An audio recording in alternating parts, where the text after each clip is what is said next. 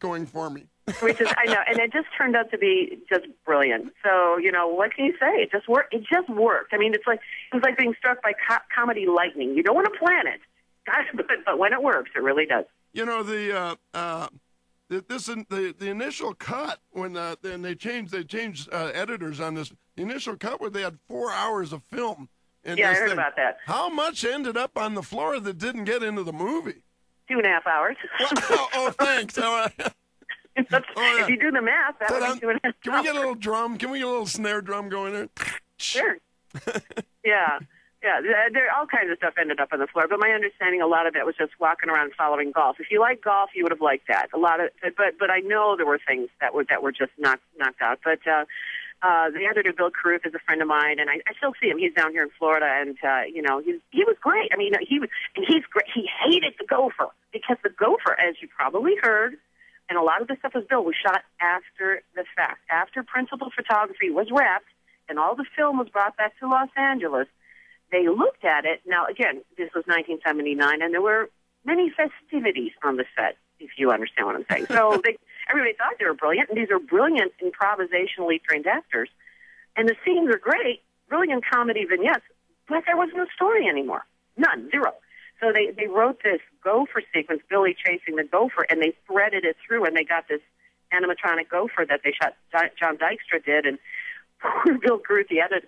You think Bill's mad at the gopher? You should talk to Bill Carruth, the editor. He had to cut to the damn gopher. He hated that gopher. He's the one who really hated the gopher. And it also looked like the gopher scenes were shot with completely different cameras and Sure. And focused Probably. different cinematographer altogether. And Probably. But it did all kind of work. It was shot in California, probably. Yeah. Golfers love this movie, but the actual golf in this movie was not very realistic. I mean, if you actually, as a golfer, are you a golfer? I've done golf tournaments, and I actually have a golf trophy from Fuzzy Zeller's tournament. But that's just because they had a pro assigned to the foursome, and he was following me around for 18 holes. That's the reason my foursome got a trophy. What? I'm sure he was. Well, it was his job, but yeah, it worked out well. But yeah, I can golf, and I do once in a while. But generally, when I do golf tournaments, and I do appearances at golf tournaments, they don't bring me in for my golf game. I hope you understand what I'm saying. I certainly understand that. When what is different in the 30-year release of the DVD over the 20? Do they you Caddyshack, you mean, or Trump? Yeah, Caddyshack, obviously. Caddyshack. Yeah, well, I've got a friend in the LA press corps. Well, I'm not going to tell you his exact quote, but he said details are more vivid. He's a good friend of mine, and I've sent him a few emails to the effect. But it's a lot more vivid. It's a lot cleaner. It's a lot clearer, and that's my understanding. And crisper. And I've got some people have come up and shown me DVD captures that they've done, and sure enough, they are. It's a lot crisper. Did they reshoot the 19th hole special? I hope to God they do. I mean, personally, I'm not thrilled with my performance. And in truth, my father had just passed away, and it was not the best time to do an interview. But there it was, so just did it. Memorabilia. Did you take anything from the set that you still have? Had any of us known, had a clue that we weren't in a lot of trouble, that this movie actually would become a comedy, dare I say classic, that people really love it? I mean, absolutely it is.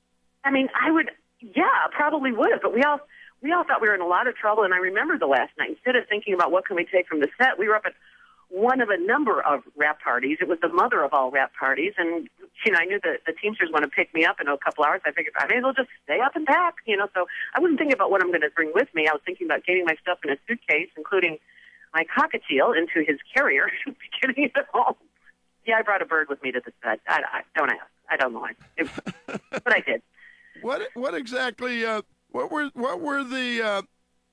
the after shooting hours like on that movie, and how long was the actual shoot? After shooting, okay. When you say after shooting hours, you mean the partying? Oh yeah, like every night. Yeah. Right. I've heard many different rumors to many different effects, but pretty much yeah. I mean, it was good, but you got to understand, it was a lot of it was four of the funniest men on the planet. A lot of new actors locked up on a golf course in South Florida with nothing to do but goof off. It was a recipe for all kinds of stuff, and it was Animal House on a golf course. It was. Yeah, that's a very good description of it. Oh yeah, Yeah, and it was a great time, and the challenge would be getting up the next morning. At some point, I stopped reading the script and the call sheet to see what the scenes were because it didn't matter anymore. So I would just get up and roll out of bed and run through hair, makeup, and wardrobe and show up and say, okay, now what? Just what are we doing today? And you were in an enormous number of scenes, even scenes where you didn't have anything to do. Anything to do. They said, hey, let's get the gorgeous blonde out here again. Let's get her. Put her in a George skirt and just sit her in the background. Exactly. So I just didn't ask. Okay, where do you want me? Where are the marks? Where do I go from here? Fine. We'll keep her legs in the viewfinder behind the. Sure. But it was worked out. I mean, one day, people asked if I ever talked to Rodney. We would just stop for lunch whenever the spirit moved them. So we broke for lunch one day and sat down and, just grabbed lunch, and there was Rodney. Just Rodney and I having lunch. Who wouldn't want to be at that lunch? And Rodney's so nervous and so sweet. He's sweating and he's tugging on his collar, just like you saw him do on The Tonight Show 8 zillion times. And he's asking me, he said, am I okay? Am I okay? It's my first movie. And I said, yes, Rodney, you're stealing it. And he did. Yeah, well, between he and Ted Knight, they were they were what happened in this thing. It was they were wonderful. You're writing a book, right? Or is that come out yet? Yes, I am. 9/10 finished, and the first one's a coffee table book, so I had to learn a lot of new programs and a lot of new words because the graphic design is involved, and it's great. I mean, these are behind the scenes stills that I can put out there and give you firsthand account what it was like watching the 3-story fireball when they mined the golf course with gasoline and blew it up. I mean, you see I got a great shot of all the actors running toward camera, about 100 people, and one person standing there looking at a 3-story column of smoke. That was me. I'm the only one who's going, forget the camera. They just blew up the damn golf course. Am I the only one who sees this? And the next day they painted it green, mined it with gasoline, and blew it up again. I said, the hell with these guys. They said, you're in the shot. I said, I do not care. I'm out of here. And I was as far away as I could get. I could still hear the blast. Because no one really understood or even knew how big the blast was going to be. That was I think there was a certain element of that. I mean, they did see it. They had it on film. But let's get that again from another angle. Jeez, they will never do a film like this again. Trust me. The insurance companies would not allow it. Did your part get bigger and then get smaller? Did your part stay pretty much the same? Did my what? Your part. Like Chevy Chase's character, Bill's murder, those characters took over the movie size-wise. Oh, yeah. Well, the thing was, I was lucky enough to be in integral scenes with the 4 main characters who ended up in the film, and I also had enough improvisation background that I had no intentions of going anywhere. I was going to stay in the scene and follow along with these guys. The best work I did was when I was just reacting to what Chevy did.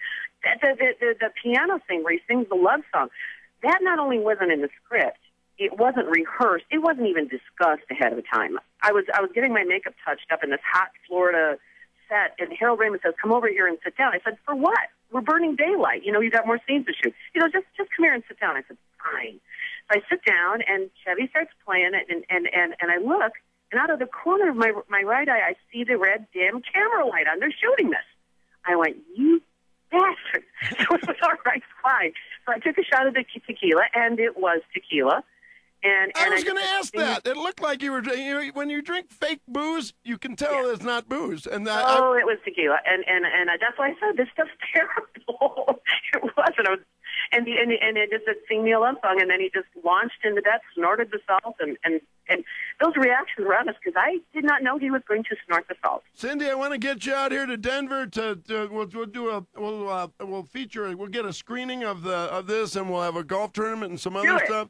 I'd love to have that, and I really appreciate you sending me birthday message yesterday. That was my pleasure on Facebook. Yeah, I mean, do it.